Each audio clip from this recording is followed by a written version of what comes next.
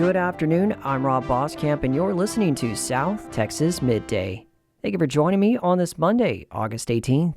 Colonel Kevin Considine, commanding officer at the Corpus Christi Army Depot, told KRAS News that 166 workers are being let go on September 30th. That workforce loss is due to federal contracts expiring and not being renewed. The Corpus Christi Army Depot cannot corroborate the possible 600 employee layoff that the International Association of Machinists and Aerospace Workers referred to last week. Still, he said a reduction in the workforce in the future is possible due to workload reductions. The depot contributes more than $1.6 billion annually to the regional economy. The Texas Education Agency has released its district accountability ratings for the 2024-25 school year. Corpus Christi ISD reported an 81B rating. CCISD officials said the district more than doubled its count of A-rating campuses from last year, including Windsor Park Elementary, Collegiate High School, and Harold T. Branch Academy for Career and Technical Education. Brownsville ISD received a B rating, 87 out of 100. The TEA gave Kingsville ISD an F rating for the school year, marking another year of low performance for the district. It received an overall score of 59 out of 100. Last year, Kingsville ISD received a D rating. In 2023, they received an F, meaning the district has now received low ratings from the TEA for 3 consecutive years. The full list of school district ratings can be found at txschool.gov. And a record 5 Texas school districts are now at risk of the state replacing their democratically elected school board with the latest release of school performance ratings. Connally, Lake Worth, Beaumont, Wichita Falls, and Fort Worth school districts have all amassed 5 consecutive failing grades at one or more of its campuses, the threshold to trigger state action. That's according to a Texas Education Agency spokesperson who confirmed with the Texas Tribune this past Friday. TEA Commissioner Mike Morath has made no decisions yet on the future of these districts. The state could also order the underperforming schools to shut down instead of replacing school district boards. 24 people have been charged in what authorities are calling one of the largest deer smuggling operations in Texas history. The Texas Parks and Wildlife Department announced the charges last week. Officials say the defendants face a combined 1,400 charges across 11 counties as part of an investigation known as ghost deer. Defendants include Ryder Wittstein and Riker Wittstein, both of Rockport, Gage McKenzie and Herbert Tim McKenzie, both of Normanna, and James Mann of Odom. Game wardens say the case began with a traffic stop this past March. Since then, they uncovered what they describe as a coordinated network of illegal white-tailed deer breeding and transport. Alleged violations include moving deer between facilities and ranches, licensing offenses, and potential violations related to chronic wasting disease or CWD testing. In Texas is a huge business, and when you have a disease that could spread as easily as CWD does, then it could devastate the economy. It could infect all different types of animals, and we just want to prevent that from happening. The outdoor opportunities that we have here in Texas are huge, and it's a big economic resource for the state of Texas. That was Texas Parks and Wildlife Region 8 Major Brent Tucker speaking with 25 News Now. Cases are pending adjudication in other counties such as Bee, Duval, Jim Wells, and Live Oak. SpaceX announced its next Starship launch from Boca Chica. Flight 10 may take place as early as this Sunday. The Federal Aviation Administration has given the company a green light. It announced last week that it had closed the SpaceX-led mishap investigation into Starship Flight 9 back in May. The suborbital test flight ended with the loss of Starship S-35 and Super Heavy booster B-14-2 before either could make planned water landings. The FAA concluded that no public injury or damage was reported as a result of the Flight 9 mishap.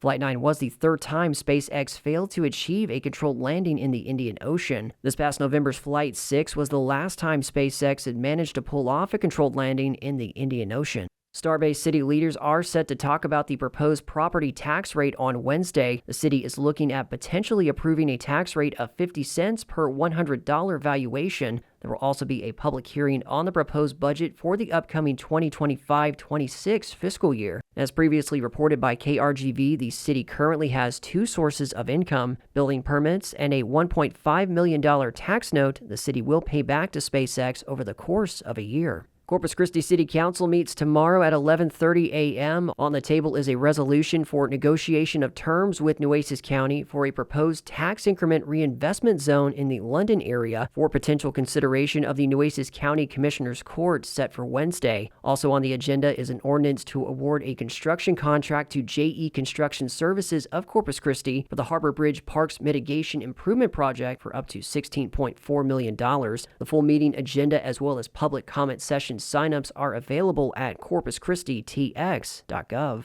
Across the U.S. eastern seaboard, Hurricane Aaron is expected to bring life-threatening surf and rip currents this week, according to the National Hurricane Center. It is now a Category 4 storm with maximum sustained winds of 130 miles per hour. This is the first hurricane of the 2025 season in the Atlantic. As of 7 a.m. this morning, Aaron was located about 90 miles east-northeast of Grand Turk Island and had a minimum central pressure of 933 millibars.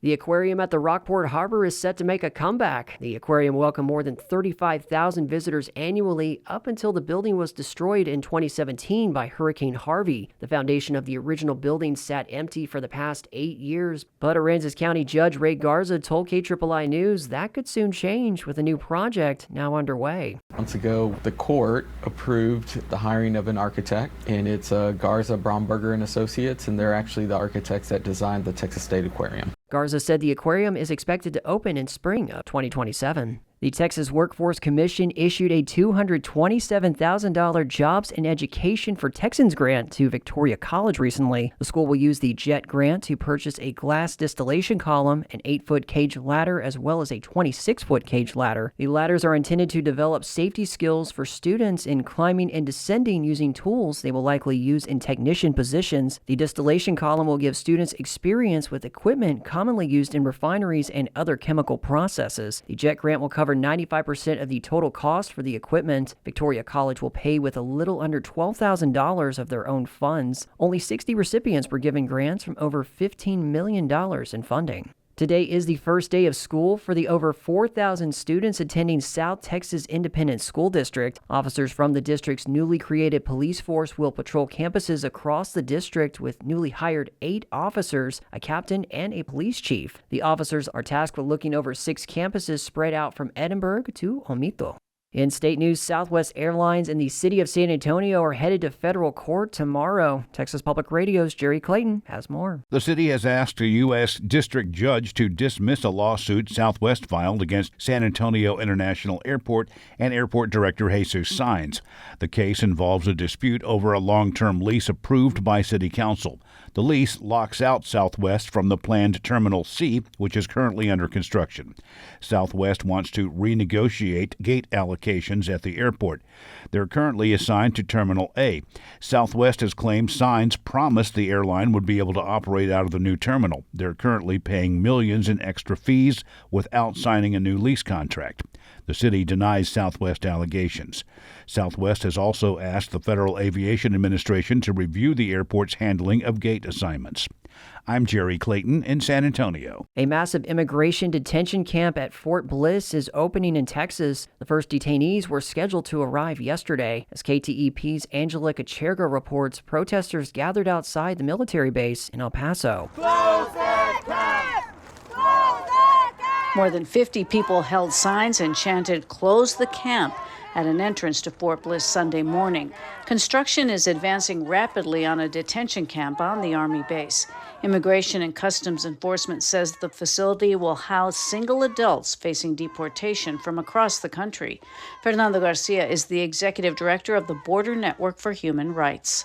The people that is going to end up in these centers are the people that are going to be picked up, that are being picked up right now in Home Depot, in the fields, in the construction sites. ICE says the camp will open with 1,000 beds with plans to expand to 5,000. The Trump administration is spending more than $1 billion on the detention camp as part of its mass deportation effort.